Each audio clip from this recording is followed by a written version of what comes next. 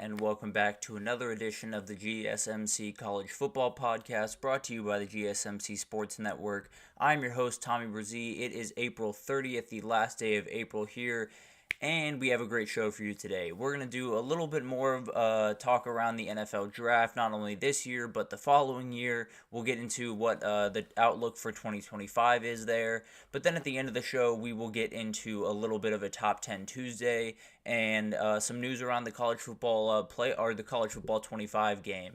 Definitely some interesting things going on there with the cover athletes and everything. Wanted to break down 10 guys that I think might have the inside track to get those. Now, there are tons of guys to choose from, but I have 10 here that kind of fit the criteria that they had laid out. But we will get to that a little bit later in the show. But I do want to start here, or before we jump in, I do want to remind you all we get tons of questions and comments throughout the show, and the best way for you all to get your question on the screen, you can ask something that you're wondering about, you can call me out for something that I got wrong or I didn't say in one of my segments or whatever you want to relay to me. You can use the tip and donation link, gsmcpodcast.net. It's a huge help not only to us here at the network, but to you all. You get to have a little bit more of a fun, interactive experience here, and we get to kind of get to know each other a little bit. But let's jump right in, and let's talk about something that has been a big topic of conversation over the last couple of years, and really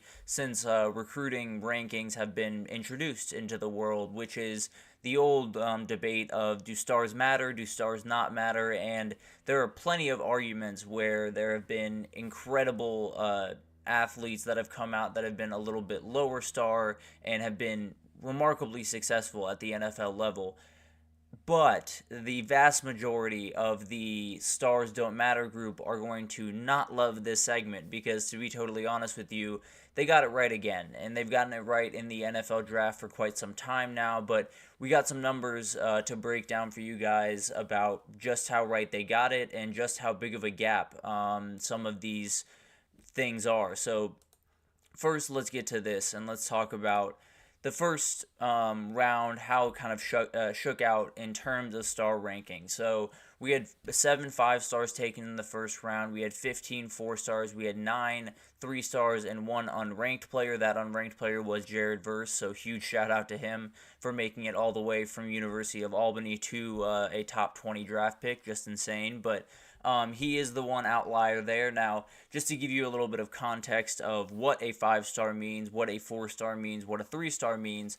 So 5 stars, every single year, they'll break it down from 1 to 32, and those are the 5 stars for that class. And essentially what that means is those are NFL first-rounders, whether that's you're projecting a guy to take some steps forward, like one of the ones that had gotten people very angry a couple of cycles ago was Arch Manning being a 5-star, having played, 2A ball in Louisiana. That's a lot of projection into who he can be, and he's slowly becoming that player, right? So some of it is projection, some of it is just this kid is insane and will absolutely be a first-round draft pick. Now, 4 stars is much bigger group, right? There's roughly from number 33 to 350, kind of a loose 350 there. These are kids that should get drafted. These are kids that can find their way into the draft. Now, there's obviously a little bit of a toss-up there, but definitely guys that are very talented, usually play at Power 5 schools. Some go Group of 5, but the majority go Power 5 and should be drafted in the future. And then 3 stars, there's no specific range. It's kind of you're good enough to play at the next level, play Power 5 or Group of 5 ball, depending on what your ranking is within those 3 stars. But not necessarily a huge expectation for them to go to the NFL. But it shows just how many 7 5-stars out of 32. They're likely more eligible this year given the COVID year and everything like that. But still, just to kind of contextualize this a little bit more, I was watching Josh Pate's show on Sunday, and he had these type of stats. He was going through this type of trend that has formed over the last couple of years, and he was breaking down something that Preston Guy, the 247 sports guy over at LSU, had broken down. And essentially it is, if you are a 5-star recruit, you are 9 times more likely to be drafted in the first round than if you were a 4-star recruit. if you're a 5-star recruit, you are 85% more likely to be drafted in the first round than a 3-star recruit. So it gives you an idea of how all of this, recruiting craziness that we, look at kids and we say that kid's not a 5-star, or that kid who's a 3-star, it deserves to be a 5-star, or whatever it is. These guys get it right 9 times out of 10. It's really remarkable what they're able to pull off, given that these are only 17, 18-year-old kids, and you have to be able to evaluate them, 4 years or even 10 years in the future in some of these circumstances. But that stat that I just read you is absolutely the magnum opus when you talk about the recruiting world. I think they absolutely love to hear that all of their star rankings tend to be mostly correct. You obviously have some misses where you have some 5-star guys that fell a little bit further. I mean, Spencer Rattler was one of the top players in the entire country when he came out. He dropped to the 5th round.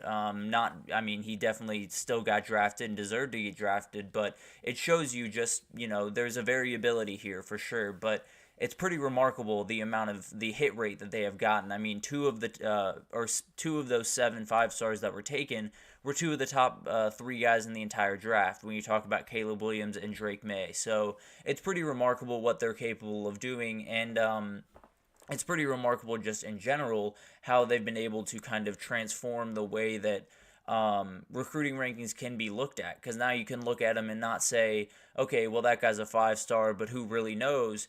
You can pretty much look at the data and say there's a very good chance, or at least a much better chance, that this kid is going to go into the NFL draft and have a successful career for us than the 4-star that is a little bit below him, or even the 3-star that is further below them. So tons to take away from this, obviously. I think the main thing to take away is Jared Verse is an absolute beast and did incredible things throughout his college career, so huge shout out to him. But before I go any further with this, I do want to say I fully understand that this is not the end-all be-all. There is no reality where kids are just getting drafted based off their, 5-star name next to their, or the 5-star next to their name on a recruiting service. That doesn't happen. I promise you that doesn't happen. But what I will say is there are certain things within recruiting and within even development or even scouting when you go to the NFL level that are just impossible to quantify. They're impossible to get an idea of what's going on from the neck up, right? That's always the biggest denominator with pretty much every single sport, whether a guy is going to be successful or not. It has a lot to do with what's going on upstairs, day-to-day basis. How did this guy handle certain things? Some of these guys have gone through incredible amounts of hurdles and struggles and injuries to get to where they are, and you don't really know how a guy's going to handle that, especially when they're 17 or 18 years old. So there is obviously going to be a huge toss-up. Michael Penix Jr. was the first non-blue chip recruit taken, and blue chip just means a 5 or 4-star in the class. And he is the epitome of a guy that has overcome a ton of stuff and is wired right from the neck up. I mean, overcoming 2 ACL tears, going to a new school, being the player that he was, and getting drafted 8th overall. I think it's just incredible to see what he was able to pull off throughout his time in his college career to come from that 3-star point to an 8th overall pick. Oh, let me check this out here. Oh, yes. If you wanted to look into the internship program, I know they have some applications out right now. I know there have been a ton of people that have applied already, so you might have a little bit of trouble, but if you want to look up the internship program here, you're more than welcome to throw your hat into the ring. It just seems like, as of right now, I don't think there's anyone to directly reach out to, so apologies for not being able to get it as clean as you might have liked it, but if you look up the internship program, there's definitely a way for you to at least apply and go through the process and hopefully join us over here. But appreciate the comments as always, and hopefully that was helpful for you. But let's get back to Michael Penix and these different guys that kind of change up the way that we think about this. I think one of the big things that we talk about with college football a lot, and really just football in general, I think, is a very, very great example of a sport where a lot of what's going on, a lot of what makes a guy succeed is what's going on upstairs, right? And I think obviously athletic ability plays a huge part in the way that these guys go about drafting these players. But when you look at a kid that, you have to go out on the field every single day and put your body on the line, you have to go full speed at other guys and then pop right back up and be willing to play the next play. You have to go through injuries. You have to go through tons of stuff on and off the field that are going to take big time tolls on your mental health, on your physical health, on just you in general. And I think there's a lot of that stuff that is impossible to quantify, at least from evaluating a kid from high school. And I think it's one of those things that makes this NFL draft so much fun, where you have some guys that have made their way up from being a 3-star to become a first-round draft pick and then hopefully become an absolute, NFL legend. I mean, Aaron Donald was a 3-star coming out of high school. He became one of the best players that I've ever seen play football. So it's one of those things that there is going to be a little bit of variability to this. There is going to be a little bit of throwing things at the wall and hoping things stick to a certain extent, just because you can't look inside a guy's head and you can't know what he's going to react to when maybe it's a kid that has been living in the same state or the same city as his entire life, and now you're having to move out to LA and you don't know how he's going to handle that. You don't know if maybe he has a girlfriend that's still in school and he was there for her the last couple of years and now he has to move away from her and they have to be apart. You don't know what's going on outside of the football realm, but it's pretty remarkable when you look at these recruiting rankings how they've been able to not only deduce how physically capable these kids are, because that's already a incredibly hard job just because of the different styles of play and the different ways that especially quarterbacks or wide receivers or whatever go about their business on the field. But from a mental perspective, you can't get it all, but there are certain guys that stand out, and you'll find them slowly throughout these different classes, guys that just kind of carry themselves a little differently. So I'm sure this plays somewhat of a part. A guy like I've talked about a couple of times on this show, Ryan Puglisi, who it feels like every time you hear his name, it's all about how professional he is, all about how he plays the game like an absolute NFL pro right now, and I think those are the things that jump out, obviously, but there's also a million different things that literally cannot jump out. So while, recruiting rankings are something that a lot of people like to get mad at and a lot of people like to scoff at a little bit, I promise you they're doing a very, very good job. They have never been more accurate than they are now. It's just remarkable the work that the people at On3 and the people at 247 and every other site, really, Rivals, ESPN, I'll be honest, has been slacking a little bit lately, but I'll let Shannon Terry handle that one on Twitter. But I think there's been a ton of stuff going on around the college football world and around the recruiting world that has changed the way that these kids are wired, and it's changed the way that you can understand a kid, especially on the inside and especially what's going on in his brain, because there's a ton of different stuff thrown at him and you don't know how they're going to handle it. But it's just insanity to me that they're able to pluck these kids out of air. And obviously some of these kids jump off the page when you talk about a Trevor Lawrence or a Caleb Williams or even someone like Quinn Ewers, who has just, when you were watching those tapes when he was in junior year of high school or whatever, the ball just explodes out of their hands. But at the end of the day, there is a lot of unknown, and the ability for them to kind of take the known with the unknown and find a really remarkable amount of hit rate when it comes to saying this guy's going to be a first-round starter when he's 17 years old, and then he ends up being one when he's 22 is just, it's something that really is just one of the more remarkable things in the world. So while I understand the stars don't matter thing do apply to some people, I really hope it applies to Jared Verse, who can have a remarkable career after overcoming a ton throughout his college career. I hope that, all all these kids that are able to get to the next level, even though being a lower star recruit, succeed and, continue that great tradition of sometimes stars don't matter, but man, they're getting it right a lot. I'll be honest with you. So if you get a 5-star, if you get a guy that is towards the top of his class, it's not a sure thing by any means, but I would feel pretty confident. I would feel pretty good about that if I was you. So recruiting rankings win again. On3 and 247 continue to win throughout the NFL draft cycle, but it'll be interesting to watch this throughout the next couple of years. I assume that it'll only get better for these recruiting services, but who knows? Maybe some different things happen that make this a little bit harder, but as of right now, those places are absolutely cooking. But let's take our first break here. And when we come back, we're going to talk about the NFL draft quarterback situations, break down the guys that were taken in the first round because those are the likely ones to start, at least as soon as possible. And then we'll get to kind of the later round guys, just kind of little tidbits on them and how I think they fit into their new organizations. But we will break that down right after this, so stick with us.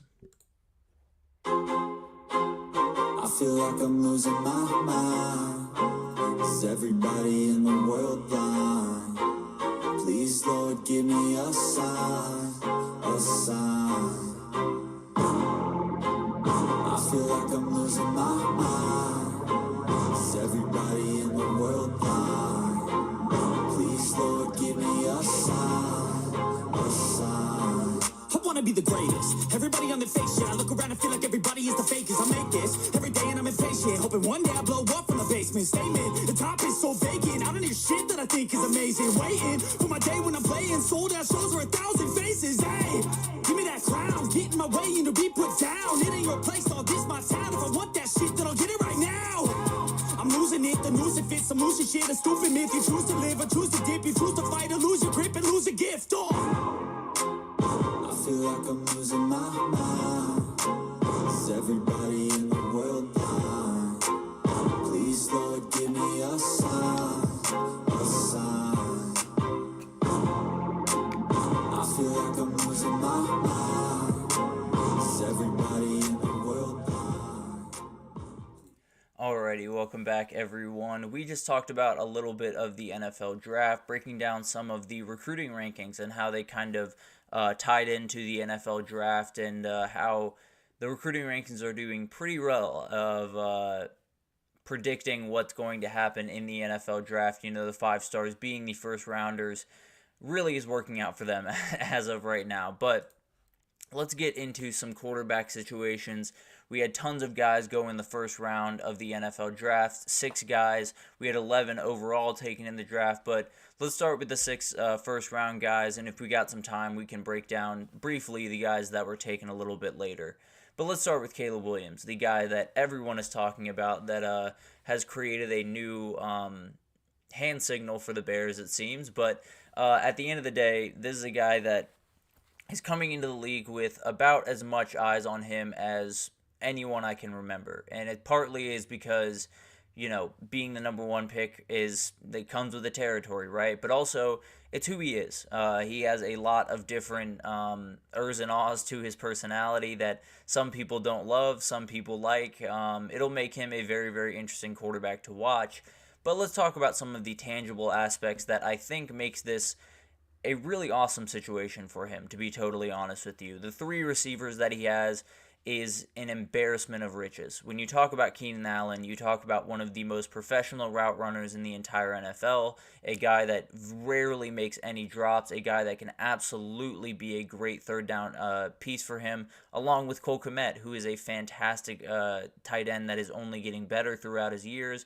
I think they're set up there with 2 guys that you can count on day in, day out, will not have to worry about a ton of drops, will not have to worry about them getting, mad about targets or anything like that. You can actually just sink your teeth into those 2, let those 2 be your crutch, and then you have DJ Moore and Rome Odunze to have a little bit of fun. DJ Moore obviously can get down the field as a huge deep threat, and I think that's something that they're absolutely going to use Caleb Williams for. He's someone that can extend plays, that can absolutely launch a ball off pretty much any platform. So having someone like DJ Moore will unlock Caleb Williams a little bit more, and you'd be shocked how easily it can be for this guy to get that confidence and flip that switch. Sometimes it's just one deep ball that goes perfectly into the pocket of DJ Moore for a touchdown, and this kid's rolling. So I think that's a huge pickup for them. And then you talk about Rome Odunze, who is someone that I think if you could have paired a young receiver with an old receiver, you would have done a you would have been up hours trying to figure out a better duo than Rome Odunze and Keenan Allen. I think they fit together very, very well. Now, Rome Odunze has a little bit more of that stretch the field mentality than Keenan Allen does, but when you talk about route running, when you talk about the incredible hands, when you talk about just the professionalism on the football field, both of those guys are as good as it gets in the NFL. So I think while Rome Odunze, I think, is ready to contribute right away, I think he'll only get better throughout the season. And then once Keenan Allen's career comes to an end, he's going to be right ready to take over that role and be a huge piece for them. So really love that pick. I think it's something that you just needed to surround him with as many pieces as possible. And then you talk about the running game, brought in DeAndre Swift from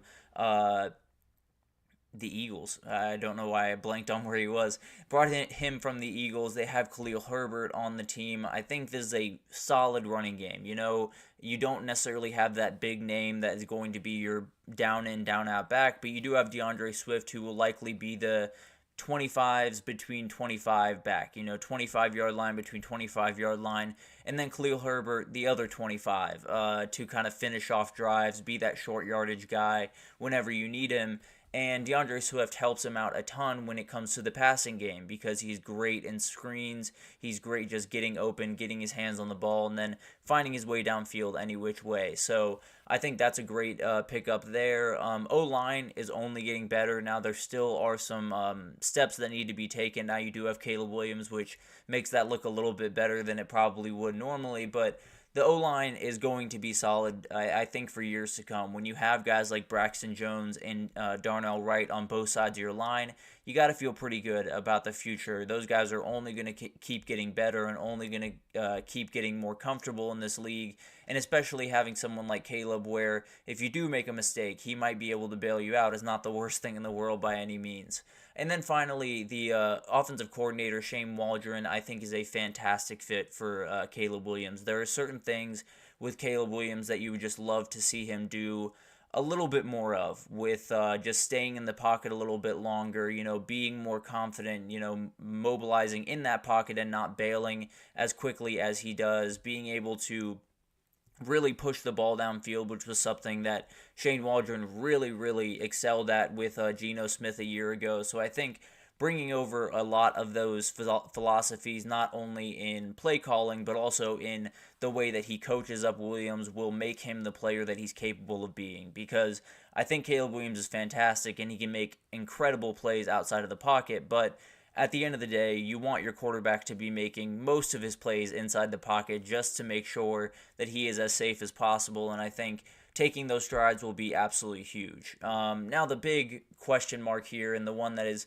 a little bit less tangible but absolutely will be there, is if the first 3 games, the first 4 games, whatever you want to call it, if he starts a little bit slow, it could get ugly pretty quickly. I'll be totally honest with you. And not necessarily in the sense that he will continually roll down this hill and be a terrible player by any means, but the Chicago fans will start to get worried. And there will be certain Chicago fans that already, are a little bit on the fence about him that will be very aggressive and will definitely put this guy under a big-time spotlight, and he'll have to respond. And it's part of the game, right? It's part of being the savior for a franchise. When you walk in the door, a lot of people are expecting a lot from you, and if you don't deliver, you're going to hear about it. So we'll learn a lot about Caleb Williams, not only as a football player and how he's able to, patch some of the holes in his game, but also just as a person, how he's able to handle all the scrutiny that will come his way if he just throws one pick. So it'll be really interesting to see all this unfold. I think Caleb Williams is going to be a great quarterback. I think he has a much better head on his shoulder than people give him credit for. Now, do I know he's going to succeed? No, but at the end of the day, I think a lot of things are in place for him to be the guy that he's definitely capable of being. So it'll be really interesting to watch that unfold, and I think this is a situation where Caleb Williams got to be pretty happy considering all the other situations that Bears quarterbacks have walked into. But let's move on down the list to Jaden Daniels.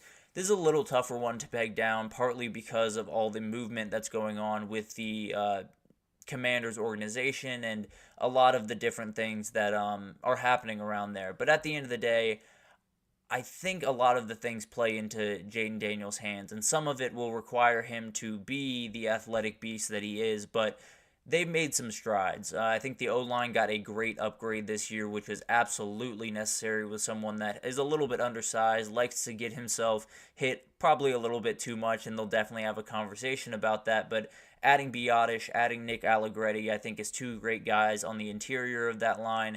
Still definitely need to build out that line much more. Don't necessarily have tons of guys that you feel super confident in, but having someone that can extend plays and be dynamic with his feet definitely helps that a little bit. And then you got to start patching holes. And if they don't patch holes by, his second or third year, then we can have a real conversation about this. But you add, Jahan Dotson, Terry McLaurin at the wide receiver role, and then someone like Austin Eckler, who obviously is not necessarily the running back that he used to be, but still a fantastic receiving option out of the backfield, still a guy that can get you tons of yards after the catch, and will be a great kind of bailout option for Jaden Daniels. So I think that was a fantastic pickup for them.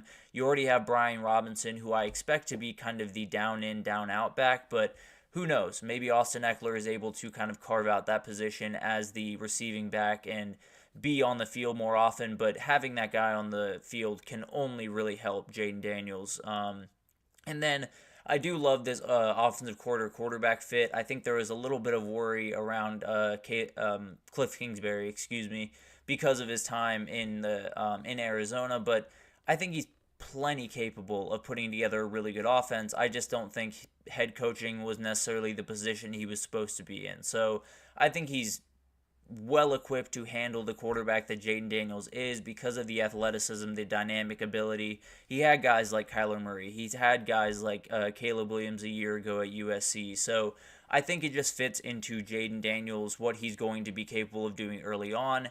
And then they'll have to evolve as that time goes on, as the O-line gets a little bit better, as the weapons get a little bit better around him. So I think there's a ton of different things going on around the Washington Commanders right now, but I think there's a huge thing that kind of plays into his favor is this is a totally new era. You have a new coach, a new quarterback, and most importantly, new ownership. You brought in Josh Harris, who is the owner of the 76ers right now, and this essentially just gives you the ability to say, we picked our quarterback, we know who that is, now let's push our chips to the center of the table. Now let's start making moves to not only make us a contender, but make us a Super Bowl player. And it'll be really interesting to see all that develop. Now, the right buttons have to be pushed, obviously. You have to bring in the right guys. You have to do the right things.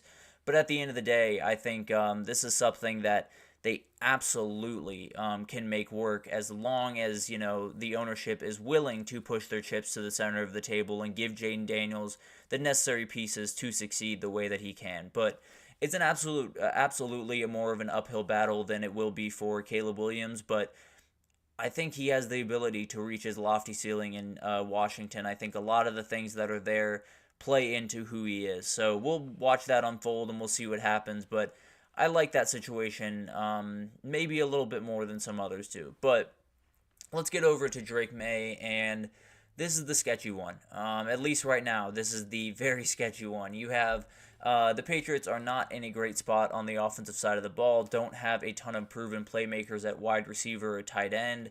The O-line is solid, I guess, is the best way to put that, but not necessarily what you want it to be. The beauty of the Drake May situation is, in my opinion, they have time. The consensus opinion that I've seen around the draft and around these quarterbacks has been Drake May needs to sit a year, and I fully agree with that. I think sitting behind Jacoby Brissett will give him the chance to learn the things that he needs to learn, but not only that, will give the front office of the Patriots the chance to build out the things that they absolutely have to build out, because Drake May is not a quarterback that is going to be able to fully succeed at the next level if not given protection, if not given the receivers that he needs, because we saw it at UNC. The O-line was not great. The wide receivers and the playmakers on the outside were not great at all times, and it created some situations where he went into Superman mode and made some mistakes. So you need to surround this kid with the right situation. He's a remarkably talented kid, and honestly, I think he can be one of the best quarterbacks in the entire NFL in the future. But at the end of the day, they have to push the right buttons to make that happen. They got Jalen Polk, they got Javon Baker, who I think are two great wide receivers that can help them in the future. They have Austin Hooper and Hunter Henry on the roster at tight end to help him out a little bit as he gets going, but more needs to happen. I don't think there's any question about that. I think this can become an elite situation where you have a new coaching staff, you have a new way of thinking, and they're willing to take some of those risks, but you got to press the right buttons, you got to do the right things, and it's not necessarily the best situation. In fact, I would argue it's one of the worst situations among the rookie quarterbacks, but that's for now. There's plenty of things that can happen between right now and when he touches the field that can make this a much better situation than it is currently. But let's move on to the shocking pick in the most confusing situation, Michael Penix Jr. This came a month or two after you gave over $100 million to a quarterback. Definitely not what Michael Penix wanted, I would say pretty confidently. I think he was expecting to probably go to Las Vegas or go somewhere where he was going to be the starter from the get-go, because he is an older guy and he's likely ready to start. But this is a situation that I think if they can thread the needle, and they really will have to thread the needle with the way that they handle this situation, but if they can, it could be an incredible situation that he's walking into. So the Falcons obviously have a very talented young trio. You talk about Bijan Robinson, Kyle Pitts, and Drake London. Now Kyle Pitts still has a little bit of work to do when it comes to filling out that lofty expectations when he came in, but has had some injuries, has had some stuff that are a little bit out of his control. I think he'll have a really good year, honestly, with Kirk Cousins at quarterback, but you have Bijan Robinson, you have Tyler Algier, you have an offensive line that at the very least is solid, probably will take some building out a little bit more throughout the next couple of years, but still a good room, and you'll have the run game to go along with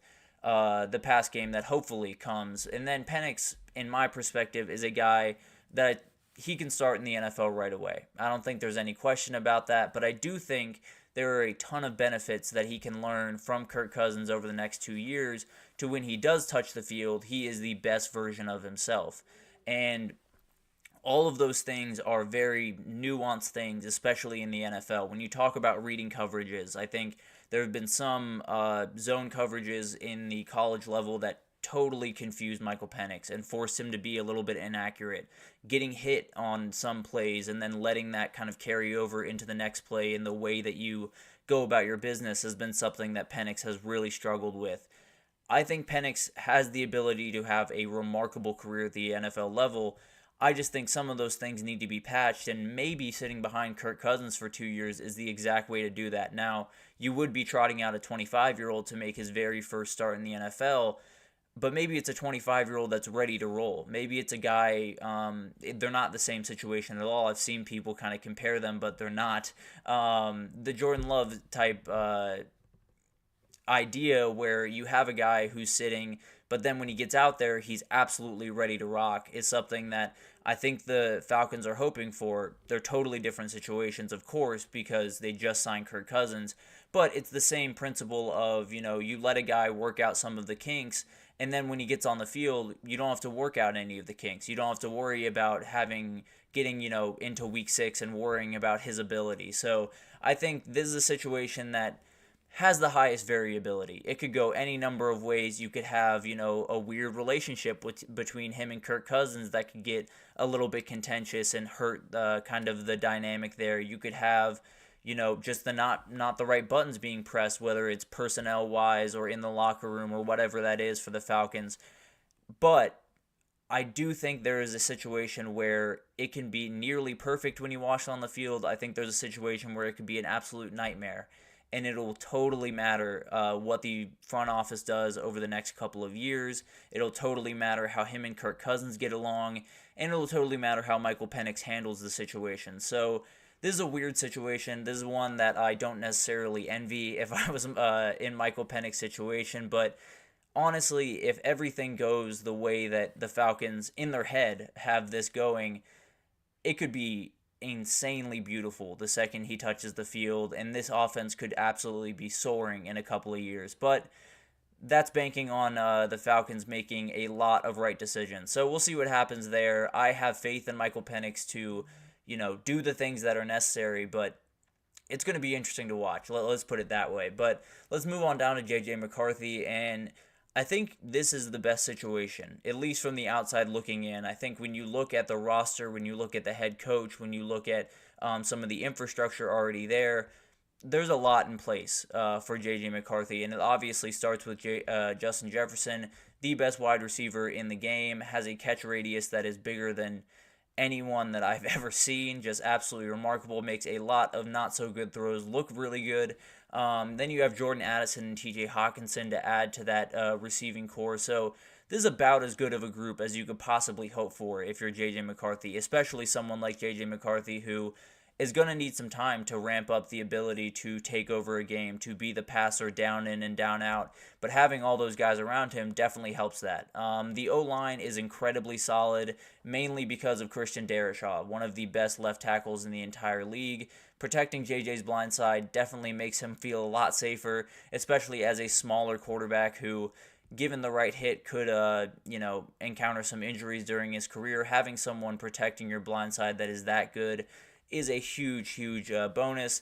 But then the most important to me is having Kevin O'Connell in your corner. This is a guy that all of his quarterbacks, the best thing about them and the thing that made them so successful was throwing over the middle of the field. And that was always the thing that JJ did incredibly well in college. And it's honestly a little bit surprising him being a little bit, of a smaller stature. Some of those guys struggled to throw over the middle of the field. This guy did not. He was incredible when it came to navigating the pocket, finding the open window, and then just dialing a ball in there. So it's going to be a huge part of his success at the next level. I think Kevin O'Connell knows that, and I think he's going to drop a lot of stuff whether it's kind of mesh concepts where you have two people coming over the middle of the field, giving him options, or it's posts over the middle of the field, whatever it looks like. I think this offense really does play into the hands of what J.J. McCarthy does the absolute best. So this is a situation that I really, really love. Now, can J.J. McCarthy handle being the guy that has to throw 25, 30 passes a game, has to do some of the things that he wasn't required to do at Michigan because the run game's probably not going to be as strong comparatively to Michigan at the college level. Very few in the NFL are. It's likely that the defense isn't quite as strong as Michigan was comparatively. So there's some more things that are going to be on his shoulders, but if he can take him in stride, this is a situation that this kid could absolutely thrive in and make a lot of people really mad because there are some people that are not the biggest fans by any means. But finally, let's get to Bo Nix, and this one's just weird. I'll be totally honest with you. I think Bo Nix has tons of ability. I think he is a guy that actually, between him and Sean Payton, I think the fit is actually really good, but the team is just not very good. Let's be totally honest with you. There's nothing that really stands out from the running back or wide receiver position. Now, you did add Troy Franklin. Marvin Mims is a guy that I think is going to develop into a fairly good receiver. Javonte Williams is good at the running back position, but has had some injuries that make his future just a little bit uncertain. But I think there's an interesting thing that could happen here, kind of the same thing that could happen in New England with Drake May, where this situation as it sits right now is pretty ugly. I'll be totally honest with you. Now, the O-line is going to be relatively solid. You have Garrett Bowles, you have Mike McGlinchey, you have some guys there, but definitely need to build that out a little bit more.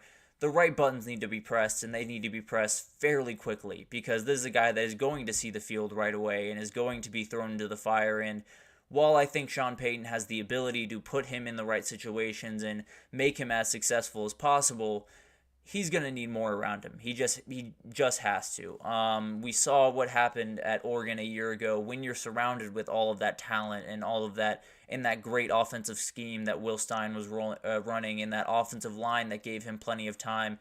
the kid can be incredible. His accuracy is off the charts. That is by far his best attribute, and that's something that Sean Payton has gotten a lot of ability out of in the past. You talk about someone like Drew Brees, who his thing was accuracy. He didn't do a ton of, the remarkable Josh Allen type plays because he didn't have that in his bag, but he was going to hit the guy when he needed to be hit, where he needed to be hit, and it wasn't going to cause a lot of problems for your team. So I think this is something that Bo Nix has the ability to be very successful in this league purely because of his accuracy, because when you look around the league, a lot of the issues with teams is you have playmakers around the field, you have guys that you can get the ball to, but getting the ball to them is 90% of the battle. So Bo Nix can absolutely execute an offense. He can absolutely put the ball where it needs to be when it needs to be there.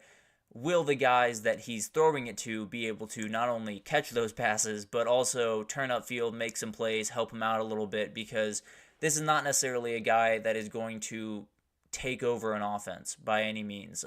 He is a guy that can execute an offense and do it really, really well, but you do have to surround him with the right personnel, with the right offensive line, the right wide receivers, and just give him more to work with. But all that being said, I think this is a kid that a lot of people are, laughing at. A lot of people saw the Auburn highlights and just can't get that out of their head. But he's taken a ton of strides, and I think as long as Denver can hit the right buttons, can get the right guys in place, and Sean Payton can get, the Drew Brees type potential out of this kid, there's an ability there that I think a lot of people might not think is there, which is, in my opinion, making deep playoff runs and being a quarterback that signs a second contract and sticks around in Denver for quite some time. But that's probably the biggest if of the group, probably by far, to be totally honest with you. But that'll do it for those quarterbacks. We'll move on from that. And when we come back, we're going to talk a little bit about next year's draft. The odds for the first overall pick came out. We have a mock draft that came out. So I want to break down kind of what that looks like and some players to watch going into next year. So stick around and we'll be right back with that. Looking for your daily fix of sports talk without having to pay for it? GSMC Sports Network is available on YouTube. Just search GSMC Sports Network. Get your fix of daily sports talk shows on YouTube, absolutely free. NFL, college football, NBA, MLB, MMA, UFC, fantasy football, and so much more. GSMC Sports Network has shows running all day long, with new sports shows starting every 2 hours. Just like on your favorite cable sports channel, except GSMC Sports Network is absolutely free. Just search GSMC Sports Network on YouTube to catch one of your new favorite shows, like the GSMC College Football Podcast, Chip Shot Football Podcast, Hoops and Heels Women's Sports Podcast, GSMC Basketball Podcast, and so many more. Check it out for yourself. GSMC Sports Network, now available on YouTube absolutely free. Search GSMC Sports Network on YouTube right now. Alrighty, welcome back everyone. We just talked about some of the QB situations that some quarterbacks were drafted into in the draft this past weekend, but let's get into the 2025 draft. Never too early to look ahead a little bit, but we had a mock draft come out. We've had the odds for the number 1 overall pick come out, so I wanted to get to the number 1 overall pick first, honestly, and I wanted to break down, first of all, what these look like overall, but also, wait, that's the mock first round. Okay, there we go. Let's get to the odds of the top first pick, and it's led by Shedeur Sanders. And in my eyes, I think the top first pick, at least right now, is a battle between 3 guys, or 3 quarterbacks in particular: Shedeur Sanders, Quinn Ewers, and Carson Beck. I think those are the 3 guys that, given the right season, could find their way into that top pick. Now, I would lean more towards Carson Beck or Quinn Ewers. I've said on here before, I think Carson Beck will be the number 1 overall pick next year just because of the season that I expect him to have. But I think Quinn Ewers is the other guy that has probably a better shot than Shedeur Sanders, partly just because there's going to be more games to be played for Quinn Ewers. I'd be very surprised if Shedeur and Colorado made it into the playoff. I'd be very surprised if, honestly, there's a very real possibility they might miss a bowl game. I don't necessarily think that's going to happen, but it won't necessarily be the year where Shedeur is able to put remarkable tape out there and play on the biggest stages and do the things that a lot of the top picks have done in the past. So Quinn Ewers is someone that, you expect to get into the playoff with that Texas team this year. You expect to possibly play in the SEC championship in his very first year and just have more games to put good things on tape. So I would lean towards the two guys there at plus 300 more than the guy at plus 100. But at the end of the day, Shedeur Sanders, the talent is off the charts. So if he can put together a remarkable year at Colorado, I think it's definitely on the table. And then you look down this list a little bit more, and you have some wild cards that absolutely could get their name into the situation. When I look at this list, I think there's a number of names that pop out. I think seeing Drew Aller that high is a very interesting thing. But when you look at the measurables, when you look at the arm talent, it's not that crazy to think that given the right year, a team could absolutely fall in love with that kid. Jalen Milroe is the one that I'm really watching, partly because this is a kid that it seems like he's already made a ton of progress throwing the ball, and it feels like he's starting to make those NFL-level throws that were really lacking a year ago, where it was pretty much, is he going to throw it 50 yards down the field, or is he going to dump it off to a running back type of vibe? I think he now has the ability to throw those deep crossers, throw the ones where you're going over a linebacker but under a safety, doing the things that are going to be required of him at the next level. It feels like he's taken a lot of steps forward, and then when you look at the athletic ability, I would totally understand how this guy, given the right year, could make a team be like, that's an entire offense over there. That's a guy that can totally transform our team the second he steps on the field. So while I don't necessarily expect him to be the number one overall pick, that's a guy that definitely has an outside shot and will be playing some big-time football to kind of show off that ability more and more. And then some guys kind of on the outside looking in. Connor Wegman and Noah Fafita are two guys that are really interesting going into this year. Now, I think both of them could probably benefit from maybe staying one more year after this year. Connor Wegman has struggled with some injuries. Noah Fafita just kind of breaking onto the scene at Arizona. So I think those are very much outside shots, but two guys that are very talented and definitely have some ridiculous arm talent. Connor Wegman's a guy that I think, because he's been off the field a little bit and had some injury troubles, people kind of forget just how talented this kid is capable of being. But very, very big fan of him. But then let's get to some other guys. There are tons of other positions in this draft that there's a real possibility that there will not be a quarterback taken number one overall. In fact, the mock draft that I have for you here in a second has a non-quarterback going number one overall. And the edge rushing position is always one that there's a huge premium put on. That's always one that seems to find its way towards the top. You had Trayvon Walker in 2021 taken number one overall at the edge rushing position. So wouldn't be necessarily surprised if that happened again. You have guys like James Pierce Jr., who I think is absolutely leading the pack here. Now, Mykel Williams is the one with the best odds here, but that surprised me a little bit, I'll be honest. Now, Mykel Williams, I expect to have a fantastic year and do just remarkable things for Georgia, but I just think James Pierce Jr. is the more complete guy, the guy that I expect to have the more productive year, maybe not the better year when you actually look at the tape, but I think in terms of number of sacks, number of tackle for losses, I think you'll see more from James Pierce Jr. But then you do have Mykel Williams, who could have a fantastic year. You have Patrick Payton, who could have a remarkable year. Even someone like Abdul Carter, who's just absolutely remarkable, can do so many different things on the defensive side of the ball, I think could be a really, really interesting guy to watch. Another couple of guys that are super dynamic on, both sides of the ball is Travis Hunter, someone that you definitely will be watching towards the top of the draft. Now, I'd be a little bit surprised if he ended up going number one overall, barring some remarkable season in 2024. But this is a guy that definitely has claim to the top 10, maybe even the top 5, because the athletic ability is just off the charts. It's as good as any player that really I've ever seen, to be totally honest with you. Now, I don't think the playing wide receiver and corner thing will translate to the next level. I don't think that an NFL roster and an NFL team would really be open to that, but he's a remarkable corner. Even if he was just a corner, he would be right up here with the top of the draft picks this upcoming year. And then you have someone like Harold Perkins, who I think it really needs to be watched out for. He is so interesting. He is someone that I think was really poorly utilized a year ago at LSU, and can be an absolute game changer. Can be a guy when every time you turn on an LSU game, you keep seeing number 4. You keep seeing number 4, and he's making different plays. It's not just, getting into the backfield and making a sack or making a tackle for loss. He's dropping back into coverage. He's breaking up passes. He's doing just remarkable stuff on the football field, and I think given the new staff that has been brought in there with Blake Baker and Bo Davis and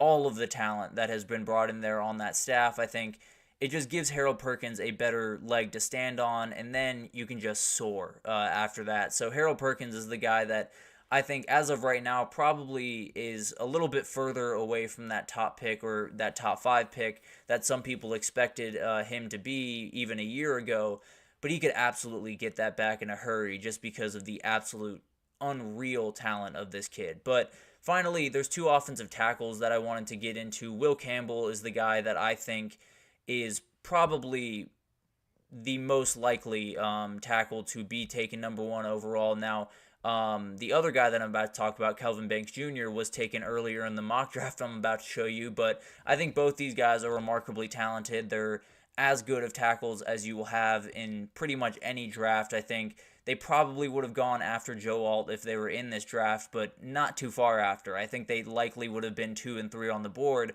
They're just going into their junior year, so they can't. So both these guys are going to be huge, huge prospects. One could get taken number 1 overall just because depending on how things fall, some teams might need some offensive tackle help, and both these guys are absolutely ready to play in the NFL. They'd be ready to play in the NFL today, to be totally honest with you. But let's go to the mock draft and let's see kind of how some of the people see this shaking out. Now you have James Pierce Jr. up top. I think that is the guy that I would say if you're a defensive player or if you're any non-quarterback really in this draft to be taken number 1 overall, that's where I'd go if I'm being honest. But then you have Kelvin Banks at 2.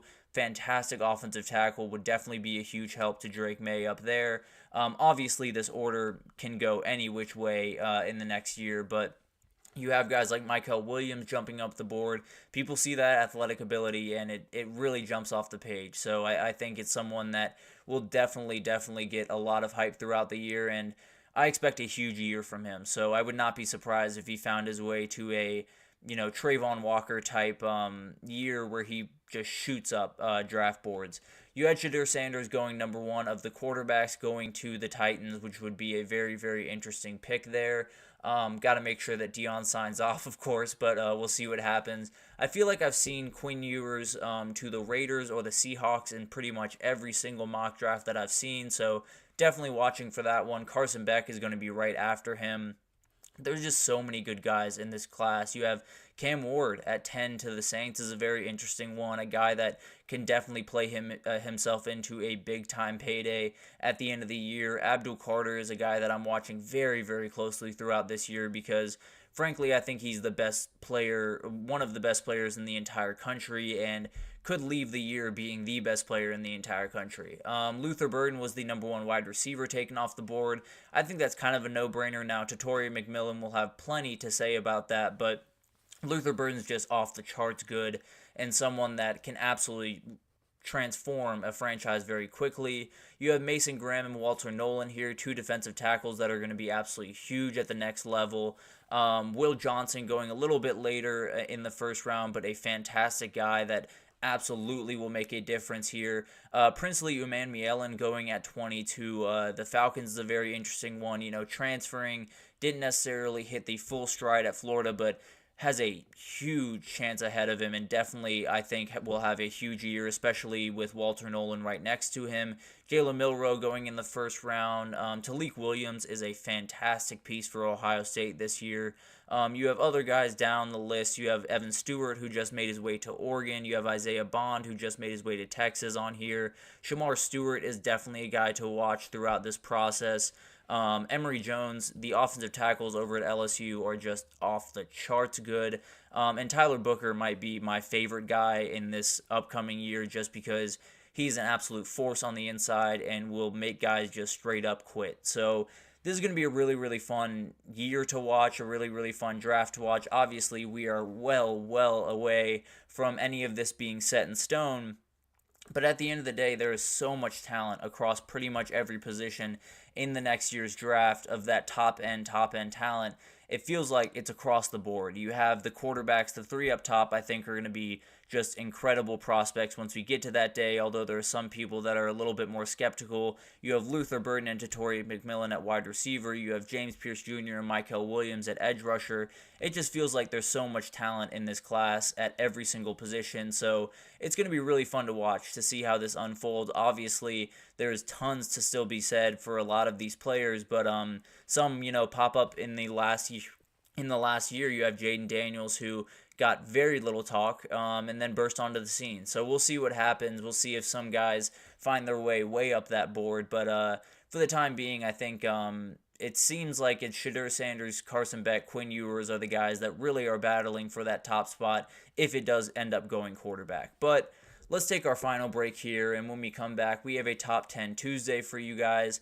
And I'm going to give you my top players for the the college football 25 cover. There have been a lot of talk about the cover athletes and who those could be, some parameters around those. Wanted to get into some of my favorite picks and some guys that I think would definitely be great people to grace that cover. So stick with us, and we will be right back with that.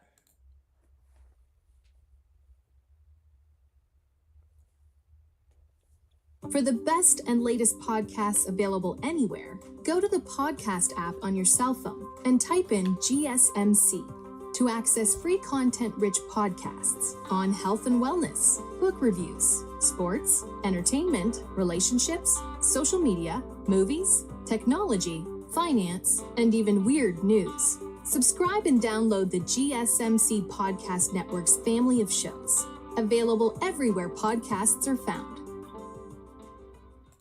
Alrighty, welcome back everyone. We just talked about the 2025 draft, kind of a look ahead into who are the players that could go number one overall, who are the players that will be following very closely after them. So broke that down a little bit if you want to check that out, but let's get into the Top 10 Tuesday. And the cover athletes for college football 25 has been a huge topic of conversation the last pretty much 24 hours really, and some different news has come out around that. It seems like there are going to be multiple different cover athletes and multiple different versions. So some guys, it sounds like it's going to be 3 guys, but not exactly sure about that number quite yet. But it sounds like it's going to be multiple different cover athletes, multiple different covers, some with just one athlete, some with all 3. They will all play different positions, and they'll all be from different conferences. So, getting a little bit from everywhere, picking hopefully a defensive player in this mix. I have a couple in my list that I hope make the cut, but it'll be really interesting to see what happens here. All of the players do need to be current players, so can't add in any legends, or this would have been a much harder list to make, even though it was already incredibly hard to do in the first place. But let's get to my picks, and it's kind of an interesting group, right? I think when you start any conversation around college football 25 and cover athletes and faces of the sport, it has to start with Shedeur Sanders. And it's because of the name, it's because of the team, it's because of his dad. All of it plays a part, but this kid is as big of a name as there is in college football, probably behind his father, the biggest name in college football right now. And this feels like an obvious choice. And now there's plenty of other guys in the Big 12 that lay claim to that. One guy that's not even on this list is Ollie Gordon, who is the dogo that I would love to see on the cover. But when you talk about the Big 12, when you talk about the team, the player that gets the most eyes, it's hard to beat Shedeur Sanders, so I had to start him off there. And then you have Travis Hunter, I think another guy that definitely could be a big part of this. Obviously, when you're doing different positions, it helps to have a guy that plays both sides of the ball. You get to give a little bit of love to offense and defense at the exact same time, so it doesn't necessarily hurt anything. I think, honestly, between the Big 12 teams and all of the players that are out there, there are definitely some options. You have Ollie Gordon, you have Cam Rising over at Utah, you have Avery Johnson or Dylan Edwards over at Kansas State, but at the end of the day, I feel like one of these two guys will be the representative from the Big 12 if they do have a representative, because there's no guarantee that every single conference is there's no guarantee that every conference will be represented, but if the Big 12 is, I would expect it to be one of those two guys. Then you have James Pierce Jr., the edge rusher from Tennessee. I think this is a guy that helps you get check off the defensive position, of course, helps you check off the SEC, but also Tennessee is a huge, huge brand that I think a lot of people might downplay a little bit. Having that T logo in it, having, that yellow or that orange that they throw out there, I think it's something that will definitely make the games pop, will definitely get a lot of people trying to buy it, and will definitely help out that defensive position where you probably want someone on the defensive side of the ball on there. I think James Pierce Jr. would be my number one choice if I was to pick, to be totally honest with you. And then Quinn Ewers, I think this is a no-brainer. When you're a quarterback at Texas, it's one of the biggest positions in college football. It's one of the biggest positions in sports. It's one of the things that a lot of people, especially in the state of Texas, grow up dreaming of being, and Quinn Ewers was one of those guys. So I would not be surprised. Honestly, I'd be surprised if they haven't approached Quinn Ewers about this. I don't know if he's, accepted or if he's going to be the guy, but I think he's kind of a no-brainer, especially with someone like Arch Manning not being in the game, hyping up the starting quarterback, hyping up the guy that will be in the game for Texas at quarterback is never a bad plan from a marketing perspective. But at 5, I do have Harold Perkins.